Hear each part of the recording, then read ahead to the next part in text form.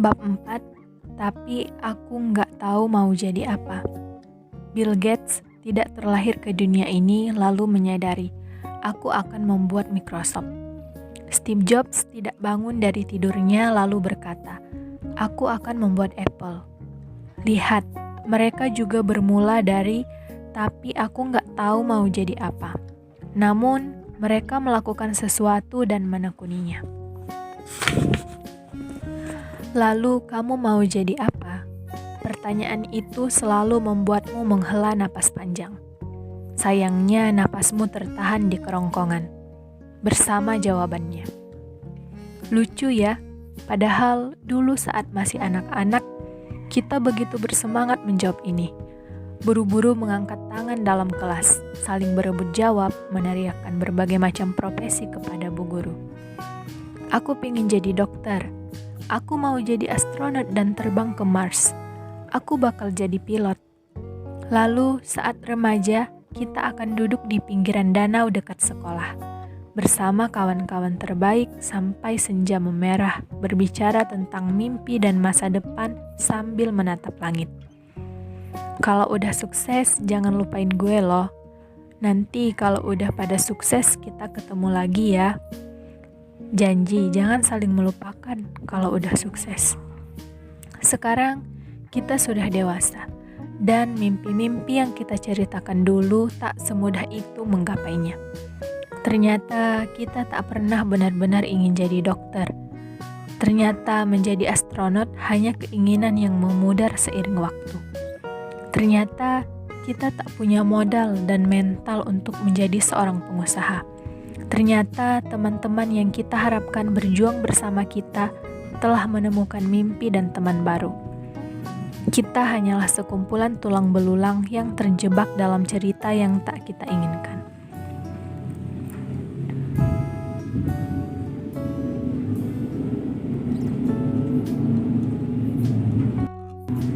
Sekolah yang menjemukan, seakan-akan setiap mata pelajaran tak pernah ada arti mendalam bagi kehidupan di masa depan. Jurusan kuliah yang tak sesuai keinginan hati, pengangguran yang tak tahu mau jadi apa. Lalu saat sudah menemukan pekerjaan, kita terjebak dalam rutinitas kerja yang teramat melelahkan fisik dan mental. Kita ingin terlepas dari ini semua. Kita ingin bebas. Kita ingin berada dalam cerita yang kita inginkan.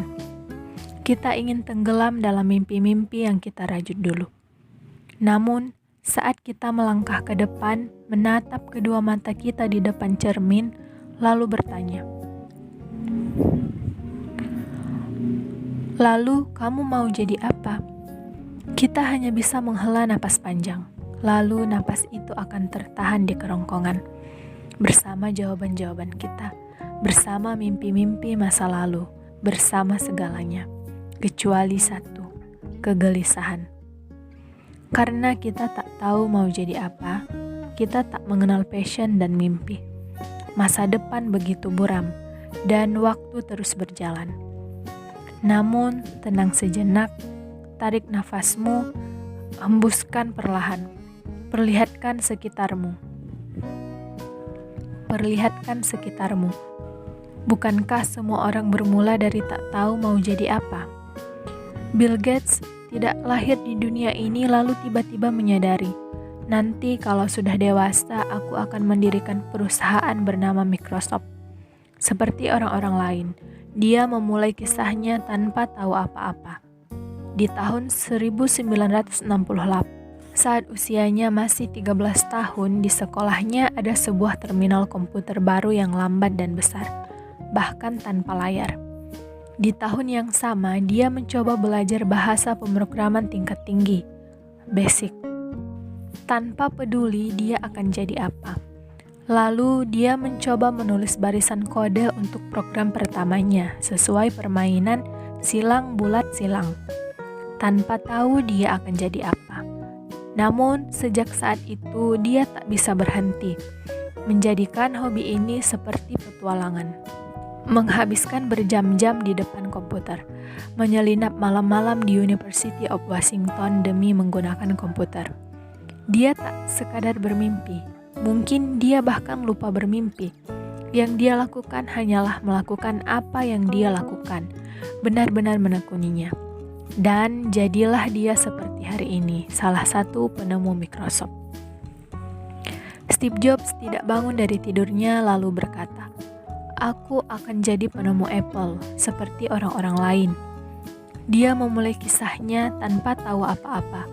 Buruknya lagi, dia tersesat dalam jurusan kuliah yang dia bahkan tak tahu apakah ada arti untuknya. Tak tahu mau jadi apa. Tak tahu apakah kuliah ini bisa membantunya.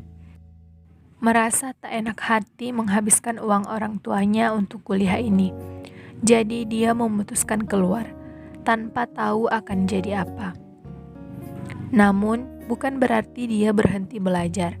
Dia tetap belajar, mempelajari hal-hal yang bisa dia pelajari, mengambil kelas-kelas yang bisa diambilnya. Suatu ketika, dia mengambil kelas kaligrafi di Red College. Alasannya, karena setiap kali dia melihat poster-poster di kampus tersebut, dia terpukau pada keindahan kaligrafinya. Jadi, di sanalah dia di dalam kelas kaligrafi belajar tentang jenis huruf serif dan sans serif, menentukan celah yang tepat untuk setiap huruf, dan hal-hal teknikal seputar tipografi. Dia menekuninya tanpa tahu akan jadi apa. Memang, ini seperti tak ada hubungannya dengan Apple. Namun, 10 tahun kemudian, saat Steve Jobs dan rekannya hendak mendesain Macintosh pertama, seluruh pelajaran yang dia dapatkan 10 tahun lalu di kelas kaligrafi ini menginspirasinya untuk membuat komputer dengan tipografi paling indah. Dan jadilah Macintosh sebagai komputer pertama dengan tipografi paling indah. Bahkan, jejak-jejak itu masih bisa kita rasakan pada awal peluncuran iPhone. Dia tak tahu mau jadi apa, tetapi dia mencoba ini itu, mempelajari ini itu. Mungkin dia bahkan lupa bermimpi. Yang dia lakukan hanyalah melakukan apa yang dia lakukan. Benar-benar menekuninya. Dan jadilah dia seperti hari ini, Steve Jobs yang kita kenal. Jeff Bezos tidak beranjak dewasa lalu dia memutuskan, "Aku akan membangun Amazon kelak." Namun, dia tahu dia ingin melakukan sesuatu yang lebih dalam hidupnya. Namun, seperti kita semua, dia sama sekali tak punya ide. Maka yang bisa dia lakukan adalah memanfaatkan apa yang dia miliki hari itu. Belajar sungguh-sungguh di sekolahnya, mengambil kelas-kelas tambahan yang melelahkan, melanjutkan kuliah sebaik-baiknya, bekerja di tempat yang baik untuk mengumpulkan ilmu dan uang. Lalu, di usia 30, dia memutuskan keluar dari pekerjaannya, mengejar mimpinya untuk membangun sebuah platform belanja online. Namun, saat itu masih 1994 dan internet bukan sesuatu yang lumrah, apalagi belanja online. Dia bahkan tahu peluang usaha ini gagal begitu besar, 70%. Namun, dia terus menekuni apa yang bisa dia lakukan. Dia mempelajari berbagai hal. Mungkin dia sampai lupa bermimpi. Yang dia lakukan hanyalah melakukan apa yang dia ingin lakukan sebaik-baiknya. Dan jadilah dia seperti hari ini, Jeff Bezos yang kini menjadi orang terkaya di dunia. Setidaknya sampai hari ini ketika buku ini dituliskan. Kita ambil tokoh wanita sekarang. Seseorang yang ikonik, Marie Kondo. Sejak kecil dia begitu tertarik pada beres-beres.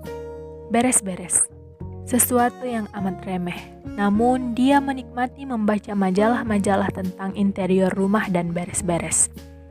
Di usia 15 tahun, dia membereskan kamarnya sampai pingsan. Namun dari situ dia belajar tentang cara beres-beres yang benar. Bertahun-tahun kemudian, dia tak pernah menyangka bahwa hal beres-beres ini bisa begitu mendunia. Dia menjadi konsultan beres-beres di Jepang. Dia menulis buku tentang beres-beres dan terjual jutaan eksemplar di seluruh dunia. Dia bahkan memiliki reality show di Netflix, mengunjungi rumah orang-orang dan membantu mereka cara beres-beres yang benar. Dia bahkan diundang ke berbagai acara bergengsi dan kanal-kanal YouTube populer. Dia tak sekadar bermimpi. Mungkin dia bahkan lupa bermimpi. Yang dia lakukan hanyalah melakukan apa yang dia ingin lakukan. Benar-benar menekuninya. Dan jadilah dia seperti hari ini, Marie Kondo yang kita kenal. Dan aku tidak terbangun dari tidurku lalu tiba-tiba terilhami. Aku akan menulis buku berjudul Jika Kita Tak Pernah Jadi Apa-apa. Tidak semudah itu. Aku juga pernah bingung harus menjadi apa. Aku harus mengalami gagal ini itu dalam hidupku. Tetapi aku tak mau menyerah. Aku terus mencoba ini itu dalam hidupku. Lalu aku mencoba ini itu. Kutemukan bahwa aku suka menulis. Lalu kurajut kedua hal itu, menulis dan kegagalan. Jadi, kuceritakan kegagalan-kegagalanku dalam buku ini. Dan memperlihatkan kepadamu kita semua bermula dari tak tahu apa-apa.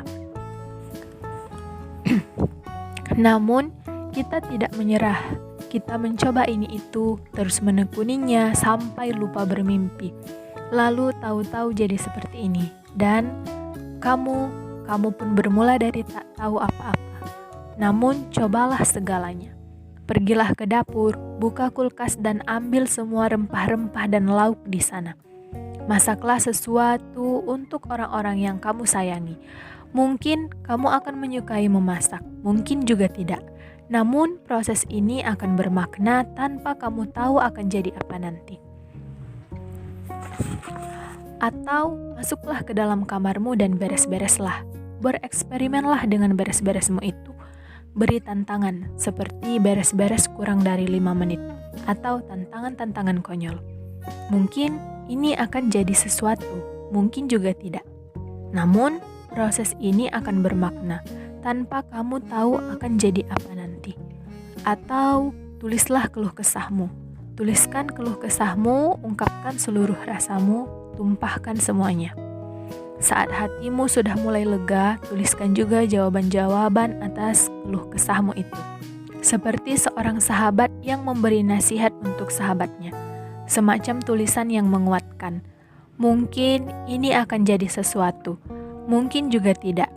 Namun, proses ini akan bermakna tanpa kamu tahu akan jadi apa nanti. Atau lakukan apa saja, sesuatu yang baik dan bermanfaat. Lalu pelajari ilmunya, tekuni itu. Memang tak semua akan jadi sesuatu yang besar. Namun proses-proses yang kamu lalui hari ini, it all matters.